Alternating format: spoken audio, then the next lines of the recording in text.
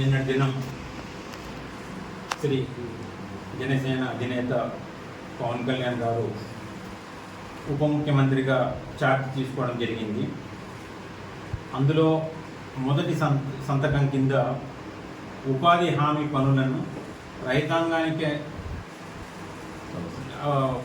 Link చేస్తూ తీసుకున్న ఆ కార్యక్రమం ఎంతో అద్భుతమైన ఒక నిర్ణయం. అది దేశ చరిత్రలోనే ఇది రైతాంగం పట్ల ఒక అద్భుతమైన నిర్ణయంగా దీన్ని భావిస్తున్నాం. ఇది ఎన్నో సంవత్సరాలుగా జరగాలి అని చెప్పేసి మేమందరం కూడా కోరుకున్నాం. అది నిన్నటి రోజు జరగడం చాలా సంతోషకరం, చాలా అభినందనీయం. ముఖ్యంగా ఏంటంటే ఇది ఎంతటి ప్రభావం చూపుతుందనంటే, ఒకప్పుడు ఉచిత విద్యుత్ ఎంత ప్రభావం చూపించిందో అంతకన్నా ఎక్కువ దీని ప్రభావం ఉంటుంది అని చెప్పేసి ఈరోజు చెప్పగలుగుతాం. ఎంతోమంది రైతాంగంగా చేయాలి అని చెప్పేసి అని అనుకుంటున్నా, చదువుకున్న వాళ్ళు కూడా రైతాంగం పని చేయాలి అని చెప్పేసి అని అనుకుంటున్నా, ఈ కూలీల వ్యయానికి భయపడి వాళ్ళు రైతాంగానికి దూరంగా ఉండినారు. ఆ కార్యక్రమం పంట పండించే కార్యక్రమానికి దూరంగా ఉండినారు. కానీ ఈరోజు అనుసంధానించడం వలన రైతులకున్న అతి ముఖ్యమైన, అతి ఇబ్బందికరమైన ఒక సమస్యను తీర్చడమైనట్లుంది. దీనికి రైతుల పక్షాన, ప్రజల పక్షాన, మా కాన్స్టిట్యున్సీ పక్షాన ఆయనకు అభినందనలు, కృతజ్ఞతలు తెలియజేస్తున్నాం.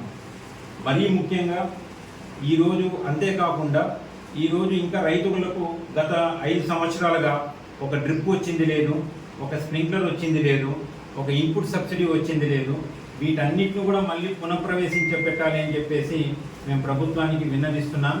అంతేకాకుండా గతంలో 16,000 రూపాయలు కడితే ఒక ఎలక్ట్రికల్ కనెక్షన్, మోటార్ కనెక్షన్ రైతాంగానికి వచ్చేది. అది ఈనాడు అన్ని రకాలైన ఖర్చులు, డీడీలు కట్టడం కానీ, లేదనంటే లోపాయకార ఖర్చులు కానీ, వీటన్నిటిని చేసి దాదాపుగా 3 లక్షల రూపాయలు ఒక్కొక్క రైతు నెత్తిన మీద ఛార్జెస్ పడుతున్నాయి. వాటన్నిటిని కూడా సరిచేయాలి అని చెప్పేసి నేను ప్రభుత్వానికి, ఇక్కడ ఉన్న ఎమ్మెల్యే గారికి, వారికి నేను విన్నవిస్తున్నాను. ముఖ్యంగా ఎమ్మెల్యే గారిని కూడా నేను అభినందిస్తున్నాను, ఆయన గెలిచి రావడం. సో ఆయనకు నాకు ఇంకొక విజ్ఞాపం ఏమనంటే, గుత్తి ప్రజలు తాగునీటి సమస్య చాలా ఇబ్బందికరంగా ఉంది. దీనికి నా సూచన ఏంటంటే, గుత్తి చెరువుకు ఆల్రెడీ ఆ రోజుల్లోనే మేము నీళ్లు కేటాయింపు తీసుకొచ్చి ఇవ్వడం జరిగింది, ఛానల్ చేయించడం జరిగింది. సో అంచేత గుత్తి చెరువు కింద ఎలాగూ పంటలు లేవు.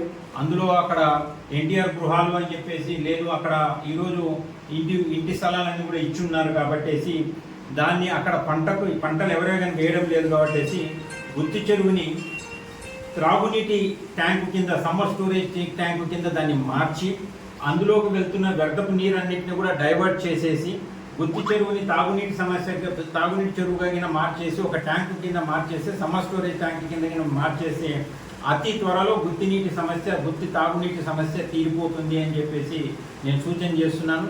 సో దయచేసి అందులో దీనికి ఏంటంటే, డ్రింకింగ్ వాటర్ ఆల్రెడీ అలికేషన్ ఉంది, గుత్తి చెరువుకు ఆల్రెడీ అలికేషన్ ఉంది, చెరువు అంతా కూడా అన్ని రకాలుగా కట్టిపెట్టి ఉన్న అన్ని రకాలుగా రెడీ అయ్యి ఉంది. సో దాన్ని ఒక సమ్మర్ స్టోరేజ్ ట్యాంక్ కింద మొత్తం క్లీన్ చేసేసి ఓన్లీ అందులోకి వెళ్తున్న మురుగు నీరుని ఒక్కటి డైవర్ట్ చేసేస్తే గుత్తికి శాశ్వత నీటి పరిష్కారం కింద ఇది ఉంటుంది. సో దయచేసి దీన్ని చేయాలి అని చెప్పేసి నేను కోరుకుంటున్నాను. జై హింద్.